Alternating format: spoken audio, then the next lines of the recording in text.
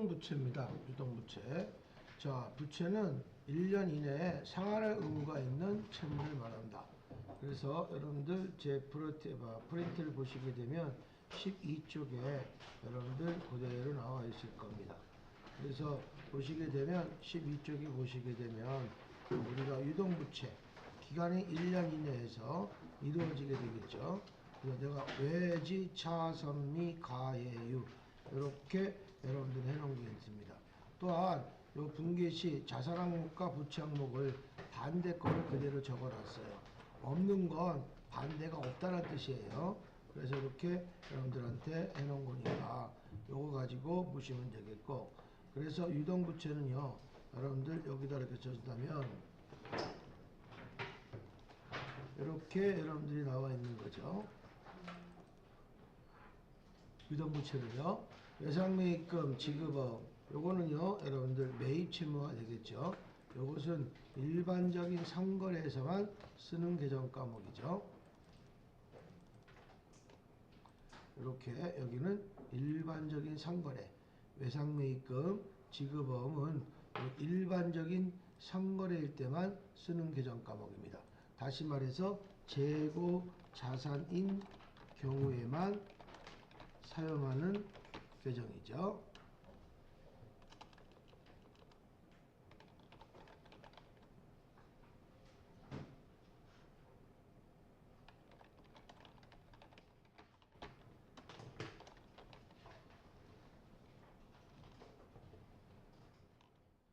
이렇게 보시는 거죠. 그래서 외상매입금 지급업은 일반적인 상거래 재고 자산일 때만 사용하는 계정 과목입니다. 그래서 이런 식으로 되고, 여기에서 상반되는 것은 어떤 거냐, 미지급금이 되겠죠. 요 미지급금 요거는요 일반적인 상거래가 아닌 경우에 사용하는 거예요. 아닌 경우 요거는 반대란 얘기죠. 그래서 여러분들 재고자산이 아닌 경우 요거는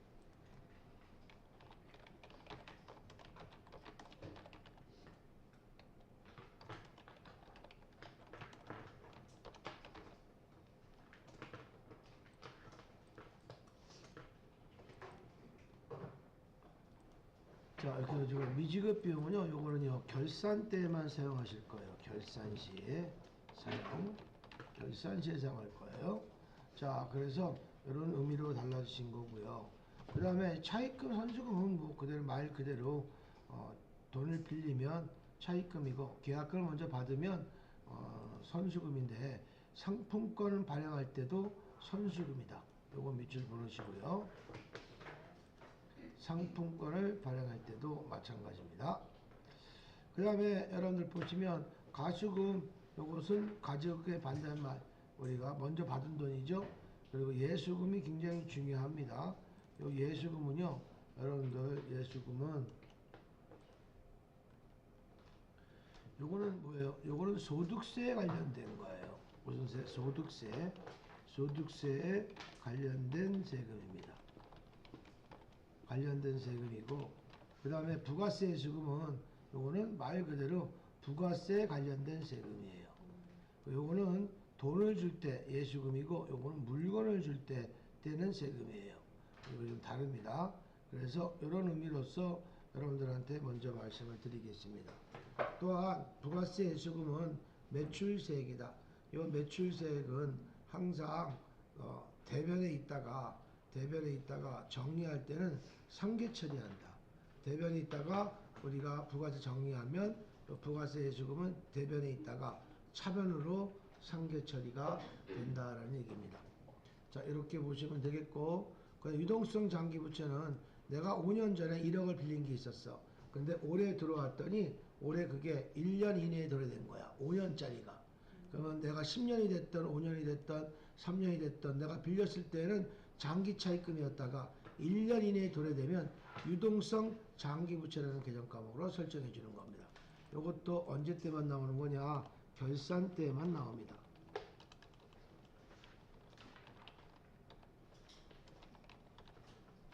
결산 시에 사용합니다.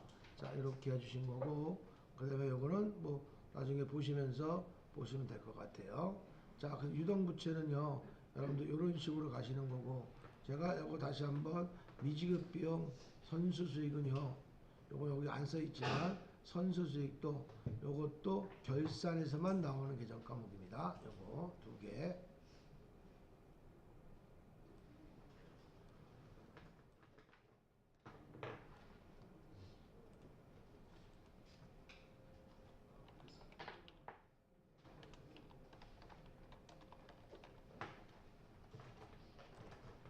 결산 시에만 사용한다라는 얘기입니다. 미지급 비용 성수 수익 요거는요 결산 때가 사용한 거고 요것도 똑같이 여기도 유동성 장기 부채 요것도 결산 시에만 사용하는 계정 과목이다.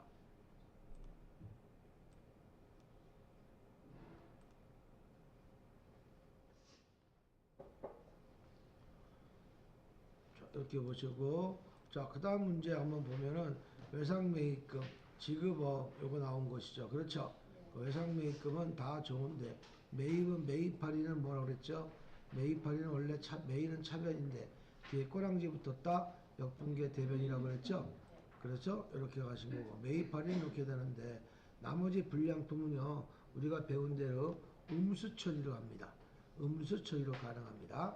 자 그러면 이렇게 지급업도 마찬가지로 일반적인 상거래에서 이루어지는 거죠. 요거는 다 일반적인 상거래.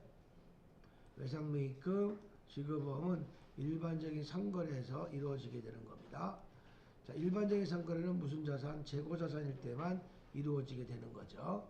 자, 그러시면 여기에 예제 1번 거 외상매입금 66만 원을 현금 10만 원을 결제하고 대금은 어음으로 지급했대요.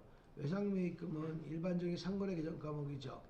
그래서 차변의 외상매입금 66만 원, 대변의 현금 얼마? 10만 원. 나머지 어음으로 지급했다고 그랬어요.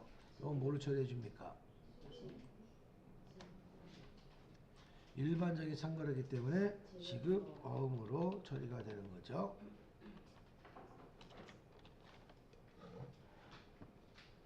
이번 거. 자, 원재를 매입하고 지급했던 약속어음. 그럼 지급했던 약속어음은 무슨 어음입니까? 지급어음이 되겠죠. 지급했던 약속어음은 무조건 지급어음입니다. 지급어음. 만기가 돼서 보통예금으로서 인출했다고 나왔어요.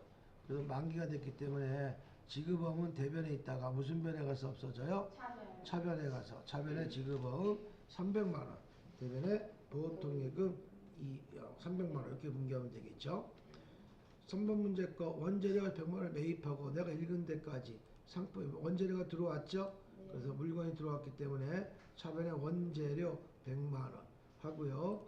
50만 원은 어음을 발행하여 지급하고 나머지 금액은 월말에 보통예금으로 송금하기로 하다 이렇게 나왔어요. 여기 조심할 게 있어요. 차변에 원재료죠. 대변에 뭐가 되겠습니까? 대변에 지급어음이 되겠죠. 나머지는 뭘로 처리해줬습니까? 이건 뭐가 되겠어요? 외상 매출 매입금이에요. 이건 외상 매입금이에요. 내가 보통예금으로 송금한 게 있으면 보통예금이지만 보통예금으로 송금하기로 하다 그랬잖아요. 그래서 이건 외상 매입금이에요. 이해갔습니까? 이건 지급어음이고요. 되었습니까? 이렇게 해주시는 겁니다. 자, 그 다음에 기타 채무 미지급금입니다. 미지급금은 일반적인 상거래가 아닐 때 여러분들 주시는 거죠. 일반적인 상거래가 아닐 때 미지급금. 미지급금의 반대말이 매입채무죠. 외상매입금, 지급어음의 반대말이 미지급금이 되겠습니다. 그래서 이거는 업무용의 차량에 구입하고 월말에 했다고 그랬어요. 차량은 들어왔죠. 하지만 차량은 일반적인 상거래가 아니기 때문에 카드로 하든 외상으로 하든 어음으로 하든 다 미지급금으로 처리가 된다는 얘기입니다. 그러면 1번, 2번에 연결되어 있듯이 예제 1번의 금액이 당사 보통에 위치했대요. 미지급금 무슨 변에 있다가 대변에 있다가 부채의 감소였다가 요거 부채의 증가였다가 요걸 부채의 감소로 만든 거죠. 그리고 보통예금으로 이렇게 해서 상계 처리가 이루어지게 된 겁니다. 세 번째 것도 업무에 사용할 컴퓨터 175만 원을 구입하고 250만 연금으로 지급하였다. 그러면 우리가 사용할 업무용이니까 비품이죠. 네. 비품 175만 원이고 비품은 일반적인 상거래가 아닙니다. 그래서 25만 원 현금으로 지급하고 나머지는요. 어흥하고 그 다음에 나머지는 당장 송금하기로 주기로 하다 그랬죠. 송금했어 안 했어? 그 월말에 아직 지금 못한 거죠. 그럼 다 합쳐서 25만 원을 뺀 나머지 150만 원은 미지급금으로 처리가 된다는 얘기입니다. 자, 그래서 영업용 그다음에 영업용 건물 얼마 4억 원을 구입하고 대금 허물했대요. 건물이 들어왔죠? 네. 되면은 미지급금이 되겠죠. 그렇죠? 네. 자, 예수금입니다. 예수금은요, 여러분들 꼭 아셔야 될 것이 요겁니다. 굉장히 중요한데 요거 보시게 되면 제가 앞부분 요게 나왔습니다. 페이지 순 11쪽에 보시게 되면 이거 별표 쳐놓으세요.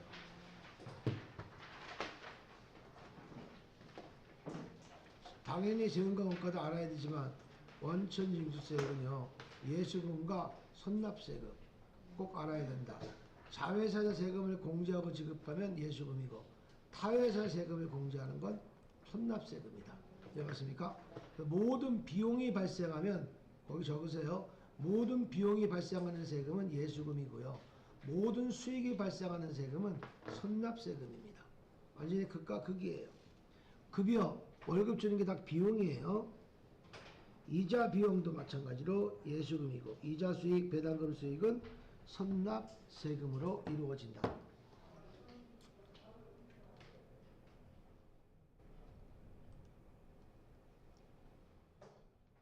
자, 회사가 지급하는 소득세는 원천징수하는 것이다.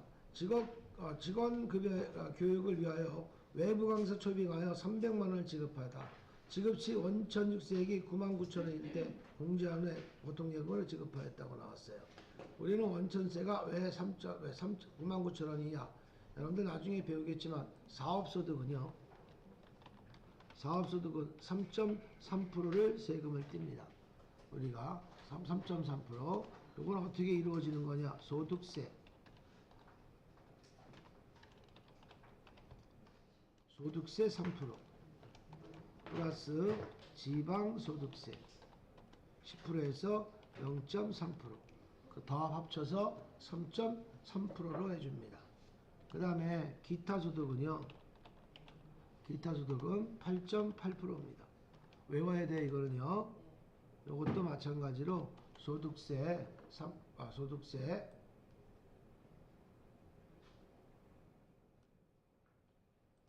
3%.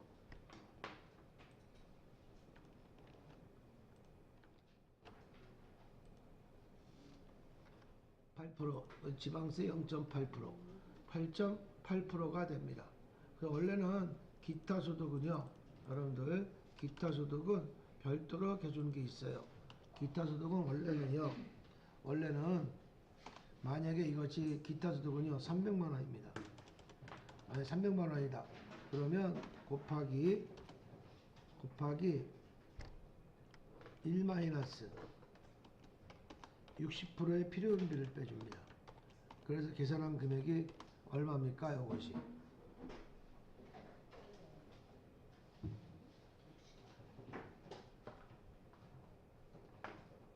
얼마예요? 요 금액이 나온 거예요. 그러면 여러분들 계산하시고요. 요 금액에다가 곱하기 20%를 해주면 이것이 소득세가 나옵니다. 소득세 얼마가 나오겠죠? 여기 나온 거에다가 곱하기 얼마 또 10% 계산해주면 지방소득세가 나옵니다.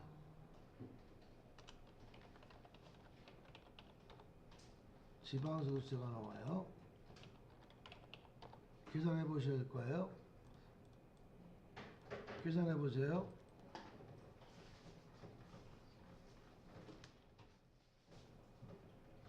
앞으로 외워야 될 거예요, 여러분들.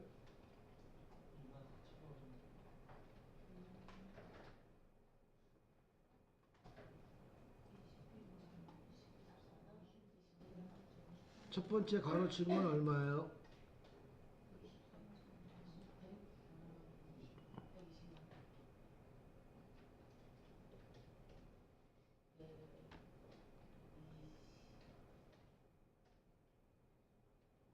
계산 여러분들이 하세요, 그러면요.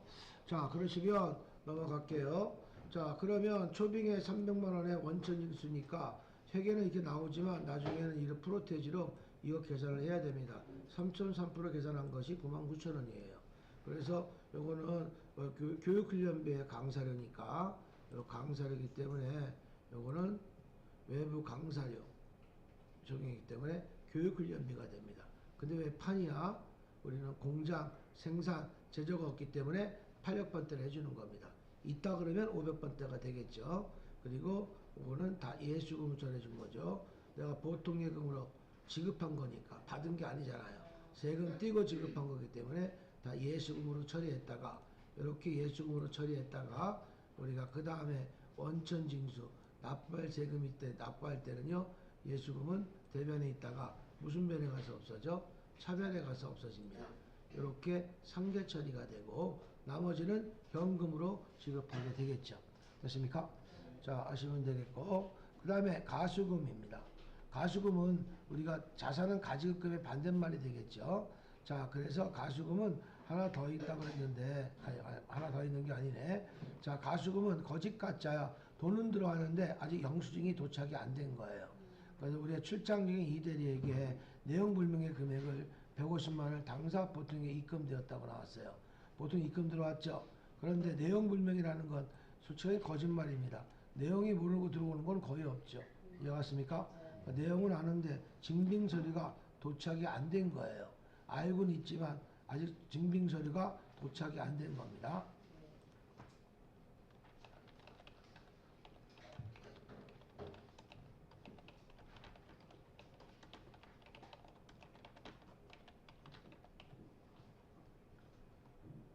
각종 영수증이라고 하는 것은 간이 영수증이 아닙니다. 각종 영수증이라는 것은 세금계산서, 계산서, 신용카드, 현금 영수증, 직불카드 등등 이런 것들을 각종 영수증이라고 하는 거예요. 알겠습니까? 증빙서류가 도착이 안 된 경우 아직 알고는 있지만 도착이 안 된 경우 지금 통신이 발달되는데 왜 모르겠습니까? 전화 한마디면 다 아는데 증빙서류가 도착이 안 될 때는 이렇게 가수금으로 처리했다가 그게 도착이 되면 그 이유가 영수증이 다 들어오면 이 가수금은 무슨 변에 있다가 이렇게 차변 대변에 있다가 무슨 변에 가서 또 상계 처리가 되는 겁니까? 차변. 그래서 항상 부채의 증가였다가 부채의 감소가 되는 겁니다. 부채의 증가였다가 부채의 감소가 되는 거예요. 나머지는요, 여러분들 뭐예요? 그 선수금하고 외상부채금 받았다고 해수가 나왔던 거죠. 그렇죠? 그래서 이런 식으로 분계가 이루어지게 된 겁니다. 그 다음 거 보시게 되면 선수금이에요. 선수금은 계약을 먼저 받은 것도 선수금이지만 뭐라고 그랬습니까? 아까 얘기했던 거. 선수금은요.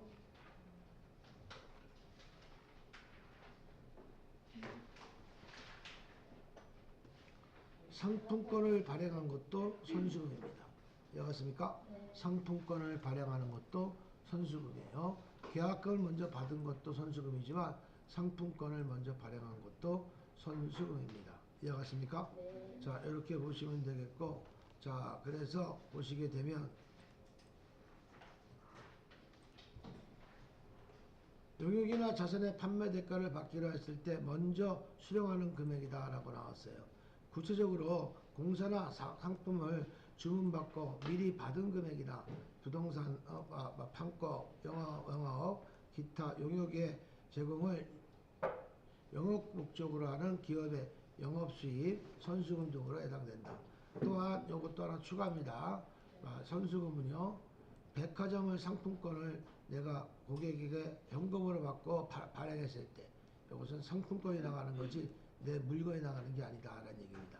이해갔습니까? 네. 이거는 계약금 받을 때 이렇게 되는 거고 그 다음에 여러분들 밑에 거는요 상품권을 발행하고 상품권을 회수했을 때 이렇게 되는 겁니다.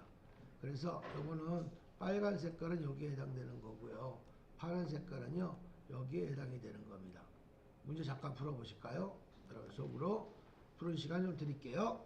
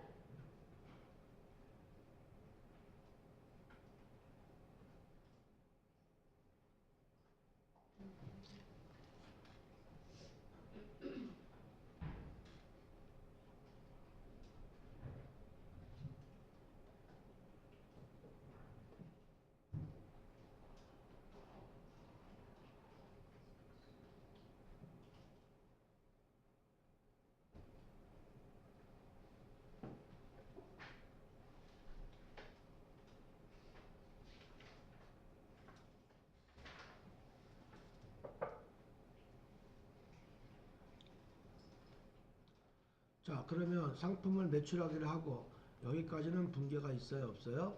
없죠. 매출 안 했으니까 요거만 착수금조로 현금을 미리 받았대. 그 차변의 현금, 대변의 선수금으로 분계했다가 주문을 받았고 상품을 매출했다 그랬죠. 그러면 대변의 상품 매출 얼마? 대변의 상품 매출, 제품 매출 들어가겠네요. 그렇죠? 그거 대변에 보내고요. 그 다음에 뭐가 되겠습니까? 계약금으로 받은 거 있었죠? 선수금 대변에 있던 거 차변에서 없어지고 차변에 현금 들어가시면 되겠죠. 그렇죠? 분계는 이렇게 하시면 되는 거죠. 이렇게. 되셨나요? 그 차변에 이렇게 여러분들이 이루어지면 되는 건데 여기서는 좀 고쳐주세요. 요거 30만 원을 고쳐주세요. 요거 두 개 다 30만 원입니다. 답안지를 300이 아니고 30만 원입니다.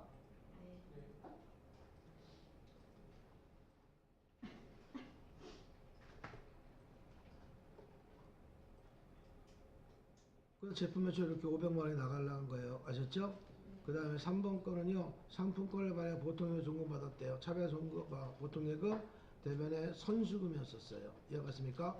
선수금이었다가 요거 상품권 인수하고 제품을 팔았대요. 나가고 선수금은 다시 회수한 거죠.